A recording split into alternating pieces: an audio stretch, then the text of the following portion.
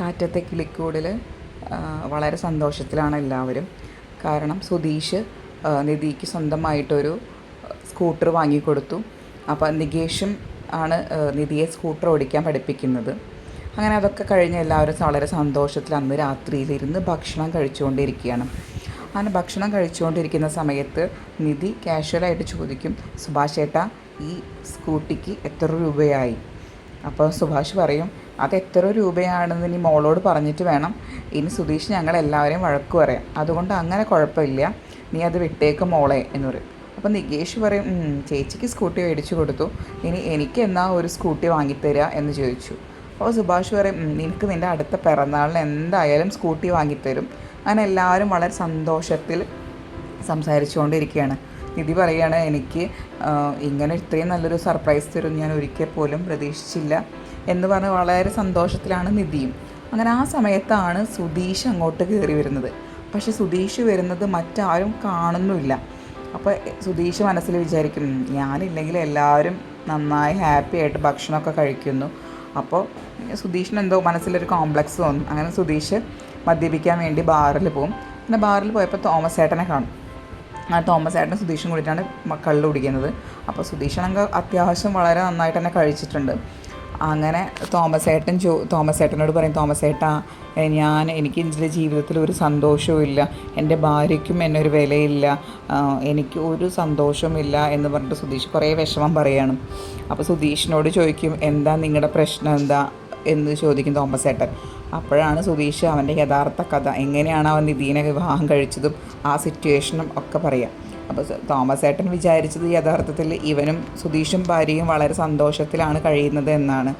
അങ്ങനെ ഒരുപാട് വിഷമം പറഞ്ഞതിന് ശേഷം ഒരുപാട് മദ്യപിച്ച് ആയിട്ടുള്ള സുധീഷ് വീട്ടിലോട്ട് കയറി വരികയാണ്. വീട്ടിലോട്ട് കയറി വരുമ്പോൾ വീട്ടിലെല്ലാവരും കിടന്നുറങ്ങുകയാണ്. അങ്ങനെ നിധി റൂമിൻ്റെ വാതിൽ അടച്ചിട്ടൊന്നും ഉണ്ടാവില്ല. അപ്പോൾ നിധിയുടെ റൂമിലോട്ട് വന്ന് നിധിയുടെ കൂടെ കട്ടിലിൽ കയറി കിടക്കും. പെട്ടെന്ന് എന്തോ ഒരു തോന്നിയിൽ നിധി കണ്ണ് തുറക്കുമ്പോൾ സുധീഷ് മുന്നിലാണ് കിടക്കുന്നത്. അപ്പോൾ നിധി സുധീഷിനോട് പോകാൻ പറയും. സുധീഷ് പറയും, ഞാൻ നിൻ്റെ ഭർത്താവാണ്, നിൻ്റെ കഴുത്തിൽ താലി കെട്ടിയ ആൾ ഞാനാണ്, അപ്പം ഞാൻ എന്തിന് ഈ റൂമിൽ നിന്ന് പോകണം എന്ന് പറഞ്ഞിട്ട് സുധീഷ് ഭയങ്കര ബഹളം. അപ്പോൾ നിധി പറയും, ഞാൻ മാറുന്ന ഞാൻ പോട്ടെ എന്ന് പറഞ്ഞ് മുറിയുടെ പുറത്തിറങ്ങാൻ നോക്കുമ്പോൾ സുധീഷ് ആ റൂമിൻ്റെ വാതിലടച്ച് കുറ്റിയിടും. അങ്ങനെ കുറ്റിയിട്ടോട് കൂടിയിട്ട് നിധി സുഭാഷേട്ടാ എന്ന് പറഞ്ഞ് ഉറക്കെ വിളിക്കാൻ തുടങ്ങും. അങ്ങനെ നിധിയുടെ ശബ്ദം കേട്ട് ഇവർ വന്ന് പുറത്ത് വന്ന്, എന്താ മോളെ, എന്താ നിനക്ക് പറ്റിയത്, വാതിൽ തുറക്കുക എന്ന് പറയും. അപ്പോഴൊന്നും ഇവർക്ക് സുധീഷ് ഈ റൂമിൻ്റെ ഉള്ളിലുള്ളതായിട്ട് അറിയില്ല. അങ്ങനെ വാതിൽ തുറക്കും. അങ്ങനെ വാതിൽ തുറന്നു കഴിഞ്ഞാൽ ഈ സുധീഷിൻ്റെ ഇതിൻ്റെ ഉള്ളിൽ കാണുന്നു. അവനാണെങ്കിൽ ഒരുപാട് കുടിച്ചിട്ടുണ്ട്, എന്താണ് പറയുന്നത് എന്ന് യാതൊരുവിധ ബോധവുമില്ല. അങ്ങനെ സുഭാഷ് സുധീഷിനോട് റൂമിൻ്റെ ഇറങ്ങി പോകാനൊക്കെ പറയും. പക്ഷേ അപ്പോൾ സുധീഷ് പറഞ്ഞുകൊണ്ടിരിക്കുകയാണ്, ഞാൻ ഇവളുടെ ഭർത്താവല്ലേ, ഇവളെന്തിനീ പേടിച്ച് കരയണം. കാരണം സുധീഷ് അത്രയും ഒരുപാട് മദ്യപിച്ചിട്ടുണ്ട്. അങ്ങനെ വളരെ ദേഷ്യപ്പെട്ടിട്ട് സുധീഷിന് ഒരു അടി കൊടുക്കും. എന്നിട്ട് കൊണ്ടുപോയിട്ട് റൂമിൽ കിടത്തും. ഹരീഷും ഒക്കെ സുധീഷിനെ വഴക്ക് പറയുന്നുണ്ട്.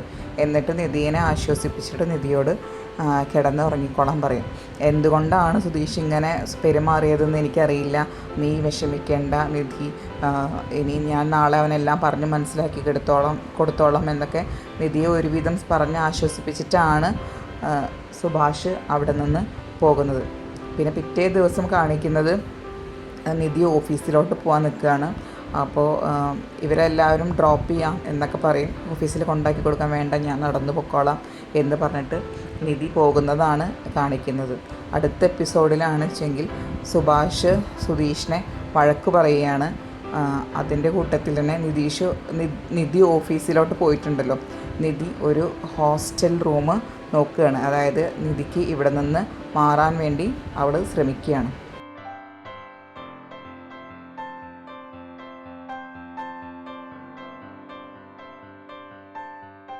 ഒക്കെയാണ് കാറ്റത്തെ കിളിക്കൂടിൽ നടന്ന ലേറ്റസ്റ്റ് എപ്പിസോഡുകൾ. കൂടുതൽ ലേറ്റസ്റ്റ് എപ്പിസോഡ് വിവരങ്ങൾക്കും പ്രൊമോ റിവ്യൂസിനുമായിട്ട് ഈ ചാനൽ സബ്സ്ക്രൈബ് ചെയ്യുക, ലൈക്ക് ചെയ്യുക. Thank you.